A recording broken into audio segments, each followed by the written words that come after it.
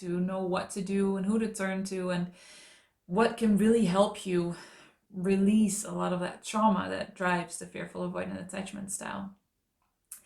And I wish I had found this one thing right from the beginning and um, only used this and healed my whole attachment style, but that wasn't the case.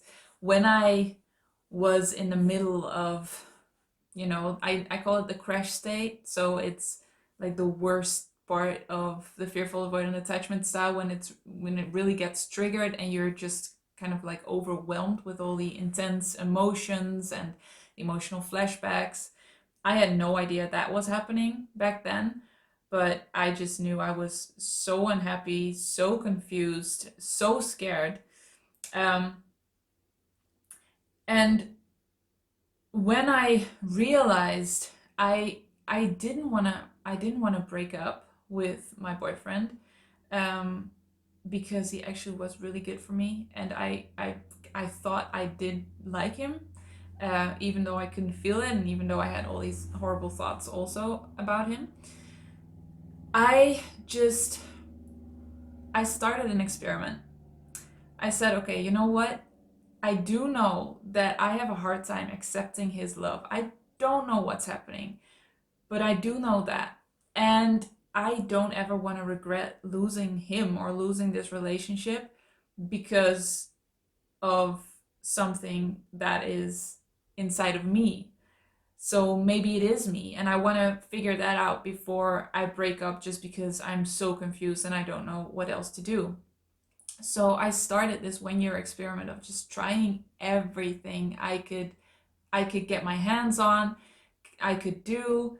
And I thought, you know what? If after a year I still want to break up with him, then we'll see it then. And I was so scared that that year of working on myself would mean that I would find out I had to break up with him, that I would realize somewhere along the way that I had to break up with him. But I just knew I couldn't go on as I was. I was having such intense doubts, and it was just highs and lows, and I was creating drama, and I kind of realized that, not completely, but I think I kind of saw that. And I just wanted that to stop. So I still went for it, even though I was really, really, really scared. And I did everything in that year that was available back then, because this is like 10 or 11 years ago. It's a long time ago. I was 20 at the time, so you know how old I am now. um, and I mean, I did mindfulness. I did a lot of talk therapy, different kinds of talk therapy. Um, I journaled a lot. I read a lot, but the term um like attachment style wasn't even really a thing. I think the fearful avoidant attachment style wasn't even really mentioned anywhere. Um Obviously it existed, but it was like so niche and I had no idea that I had to look there. So after that year, I did all kinds of things, and it helped. I did feel a little bit better, and I started allowing more and more love in, and that was the reason for me to say, okay, I'm not where I want to be, but I'm going to continue this. But it genuinely wasn't until I found EFT, the emotional freedom technique, and that that changes really started happening fast. This is starting to sound like a really bad commercial. I am in no way affiliated. This really just was the technique that helped me so much, and I just want you to know about it, even if you think it's rubbish. That's fine. I just want you to know that it exists and that it can help. So I found it by accident, as things go, and I think I actually found it way before for the first time, and I thought, this is so weird. The tapping like on your face, what is that? And I just kind of like pushed it aside. And then after a year, I was at an even lower point, and I was like, well, you know what? I'm just gonna try this, and it helped. It helped. I remember that first week, like I started releasing things, and I was like, oh my gosh, this is such a relief. I feel so much lighter. And I think in the end, this this technique, so the emotional freedom technique, is responsible for me releasing about 80 to 90% of the trauma that was underlying the fearful avoidant attachment style. So it's a lot. It really is the main thing that I used to heal and to allow love to just be there. So what I want to do today with you is go through the exact process I ended up kind of like crafting and using with EFT, because EFT in itself is amazing, and there's a lot of like videos you can find and scripts you can find, um, but in the end I found that using it in one particular way actually helped me the most, and I kind of like broke it down to a simple process, because one of the things is that if you are in the middle of it and you just like start tapping on random stuff that comes up, you can be tapping a lot and a long time, and it will still help tremendously. It's amazing for all kinds of things. But when you know how to tap on the things that are actually the biggest barriers, that will help you the most. I'm realizing maybe this is the first video you see of me, in that case, hi, and you have no idea what like EFT is. I have another video that explains it a little bit more in more detail, and I give an example, like I do a demonstration, so you can watch that if you want to. But just in short, it's a technique that uses meridian points, and you tap on them. Instead of like with acupuncture, you use needles. You could use needles on those points, but this is like tapping with your fingers, and it looks really, really, really weird, but it really, really does help. And it's actually proven scientifically that it does. So it's not just woo woo. It's a little bit woo woo, but it's not just. So what I started doing when I used EFT was just tapping on everything that came up. So whenever I was afraid, I would like tap on that and I would feel better. And that helped. That really did help. I would almost always feel more calm, more at peace. So that was really good. And then I was like, no, but I want more. Like I want to release these triggers that I have. I just don't want to be scared all the time anymore. Um, so then I started digging a little bit deeper, and I started working on like specific memories and traumas that I kind of like assumed maybe would be related to the fearful avoidant attachment style that I was experiencing. And that really did help also. It really did release. Wait, my camera just moved. Let me move it back real quick. There we go. Really did release a lot of the triggers, which was even more freeing. And then I realized I was like kind of like a hamster in a hamster wheel. I was just like tapping and tapping and tapping, and just more shit came up and came up and came up. And I sometimes felt like I was getting closer to the goal, but then sometimes I wasn't. Like I would slip back, or yeah, I would have these like relapses. And I was like, okay, well, this might not be working. And maybe I've tried a lot of different things in between with EFT, but the next big thing, like the next big step, was the process that I'm going to explain now. So what I was missing that whole time is that I did not have a clear picture of where I wanted to go. And this is so instrumental, because your fear brain, above all, creates or once craves certainty and consistency and predictability. So if you are tapping away, you can actually really release a lot of things, but it might be that your fear brain is like scooping in and making sure that you do still stay in this comfortable space.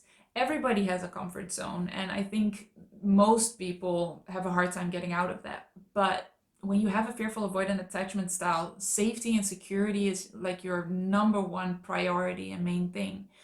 So what you want to do is take your fear brain along for the ride. Don't work against it and like push through it, because your fear system is so trained, well trained, and that's not a bad thing. That's not something you should rebel against. It's something to work with. So what you want to do is make this new situation as safe as possible. And you make it as safe as possible by knowing exactly where you are taking yourself and your fear brain while releasing through tapping. So having a really, really clear, vivid picture of where you want to go, what it will feel like to be healed, what it will feel like to be securely attached, how will you react, how will you be, how will you think. And this can be hard. It can be quite some digging around, especially if you don't know at all, like what should I think? Like what is the norm, like the normal, not normal, but like the secure way of going about these things. What really helped me was that I started interviewing 100 couples that were happily married for over 40 years for my first book. And that really gave me like the picture that I needed to see where I was going. So it might involve some digging, like what does respect look like? What does love look like? And how does a healthy, loving relationship function? And especially like what do you do and what do you like feel in those moments? Because I feel like a lot of people with fearful avoidant attachment style are like constantly searching for what they should feel and what is normal, and shouldn't they feel more, and shouldn't they miss their partner more. So the more you have this realistic clear picture of where you can go when you release more and more and more, it really, really, really helps your fear brain. So even just that can help so much. But then when you have that clear, vivid image of what it would be like to be healed, then comes tapping. That's when tapping can really, really help you. Because every single time you imagine that, you visualize it, stuff will come up. Like you will see it. When you visualize it, you will see it, and you will feel resistance, or you will feel tension or fear. And that's where the magic will happen with EFT. Because every time you visualize that and you allow those feelings to come up, all of it, well, I mean, really feel it and not trying to repress it, then you can release that. And every single time you do that, you are being drawn closer to that picture. If you don't have a picture, you're like just tapping all over the place, which still can help so much. But the clearer and more vivid and more realistic that picture is, and the more safe it feels to your fear brain, the faster you will get there. So I do want to kind of like give a small warning with this, because the fearful avoidant attachment style usually comes with a lot of trauma, and it can be too much for your body to allow it all in to come up in one go. You don't want to do that. And when you are aware that you have severe trauma like sexual abuse or physical abuse, you really do want to work through that with somebody. So please, please, please take responsibility for your own health and for this healing of deep, severe trauma. If you feel like you're stable and you feel like you can handle this, you can try it just to see what happens. So you allow any fear and resistance to come up, and when it becomes too much, please stop and seek help, just to be really really clear. But you can tap on that. So imagine that fear and resistance is coming up. Just allow it to be there for a second instead of starting to tap right away. But when you do feel that, stay with it, sit with it for a little bit, and just allow yourself to feel it. This in itself is pretty revolutionary for your system, because the chances are that you are so used to repressing it, to wanting to fix it, to wanting to change it, So this is like a rebel act in and of itself, to just allow it to be there, which is the most healing thing you can do. And when your fear brain knows that what you're doing it for, like the clear, vivid image you have, it will allow it much more easily. So allow it to be there, and even maybe dive a little bit deeper, like make the feeling a little bit bigger. And the more you do this, so start small, start with something that isn't as scary, but the more you do this, the more you realize that, everything is just a feeling. And I know this can sound diminishing, I think the word is, and that's absolutely not the way I mean it. It was, for me, it was so freeing to know that everything I was so scared of in the end was just a feeling, and that feelings are just energy and sensations, and my body is made to feel those and to process those. And that gave me a sense of peace that I really want for you too. So these feelings are really heavy and really big, and I am in no way diminishing your trauma or saying it's not that bad because it's just a feeling. Absolutely not. Um, so I guess I'm just sharing that what did really help me, um, knowing that my body is made to process feelings, even if they feel really, really, really heavy. And the more you practice with that, the more you will be able to handle big, heavy feelings and allow your amazing body to process them with the help of tapping. So when you do feel tension coming up, like imagine you see yourself just intimately kissing your partner. It might be that resistance comes up or tension comes up. Maybe thoughts come up like, what if I don't like it? What if we break up anyway? What if all the deactivation mechanisms? And you just step through that. Like you just keep seeing that image of you intimately kissing your partner, and just you tap, and you just allow that tension to come up and be processed by your body. You don't even really have to do that much because your body knows what to do. You have learned to repress it because it was unsafe to feel it. So the tapping just kind of helps to throw the valve open, and to really process the feelings. So why this is also very powerful is because as a fearful avoidant, you are very scared of rejection. Chances are, I don't want to completely generalize, but chances are you are very scared of rejection. And being in a real life interaction with somebody will mostly you will mostly be on edge. Like there will always be tension, and you will probably try to adapt and like try to find a way to navigate this interaction in a way that fits your coping mechanisms. And what visualizing gives us is like practice. It's like playing a game in your head that is not real. And so you can just try out all kinds of things that would scare the shit out of you in real life, but you can do them in your head because it's not real, and you don't have to navigate the fear of rejection and abandonment in that moment. So every time you have like this image, you can hold it and then even expand it. Like how can you make it even more beautiful or even more intimate? More resistance and fear will come up, but that's okay because you're practicing, you're playing a game in your head. So that's why visualizing is such a powerful tool, because you can practice it without having to do it in real life in the same at the same time. And you can release a lot of layers and a lot of triggers, so that when you do it when you do it in real life, whatever that image was, it will feel, first of all, familiar, which is amazing for your fear brain.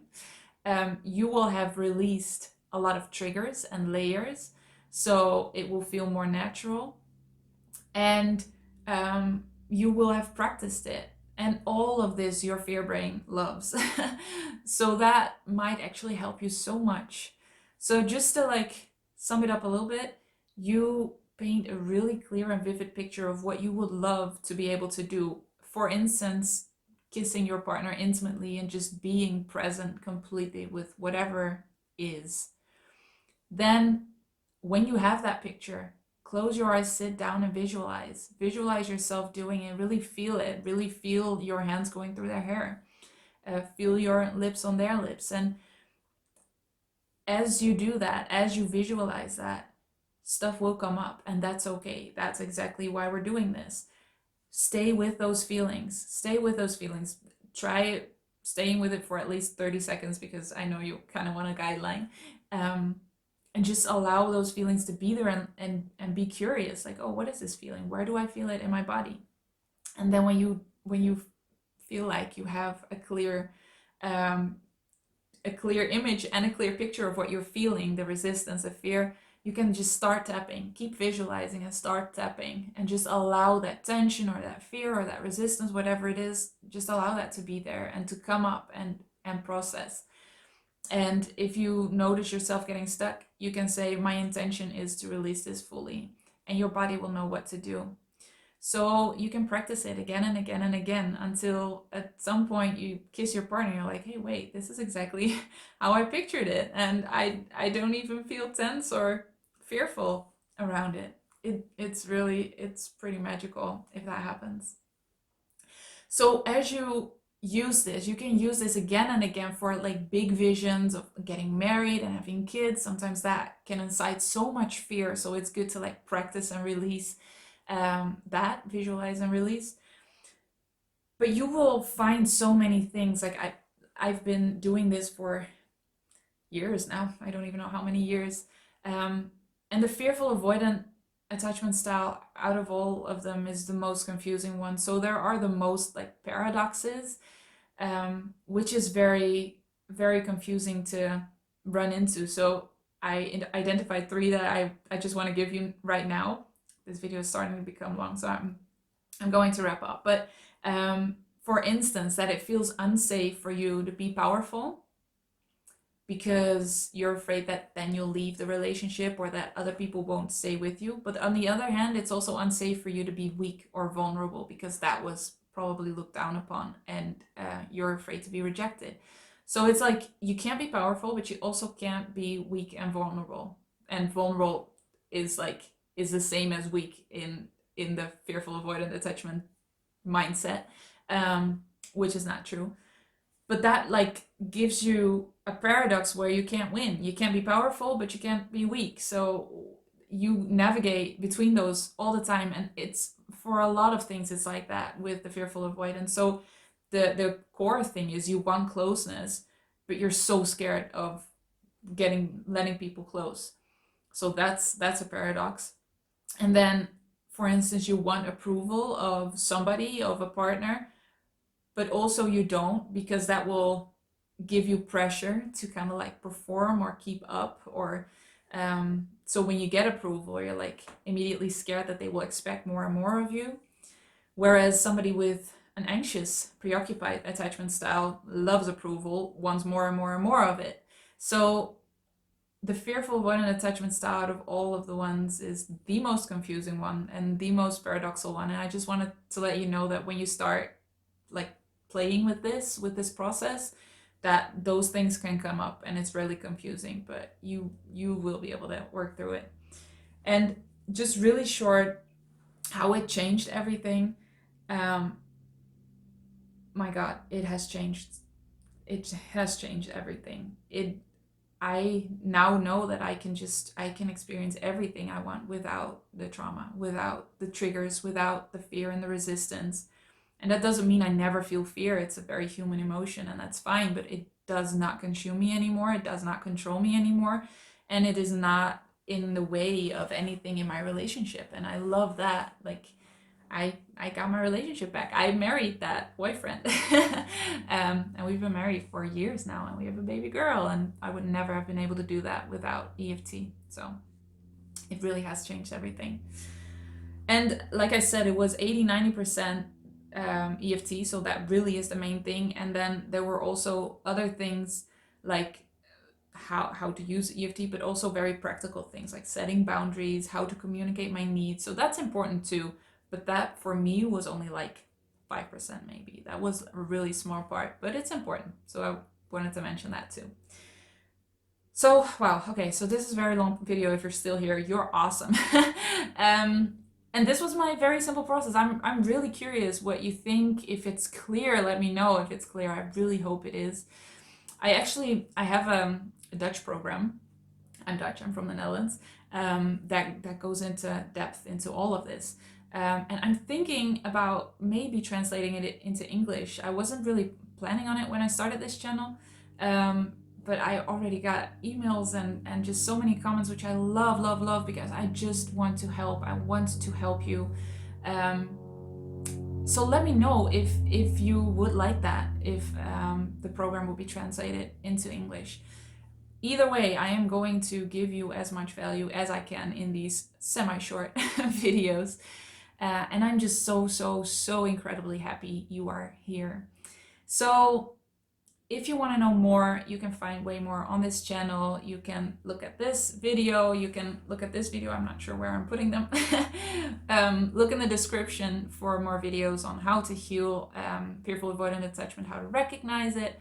And if you have any questions, if you want to see more about a specific topic, please let me know in the comments below. I really like it if you comment. Love it if you subscribe and like this video. It really helps. And as always, I'm just so incredibly happy you are here. You are worthy of love exactly as you are right now.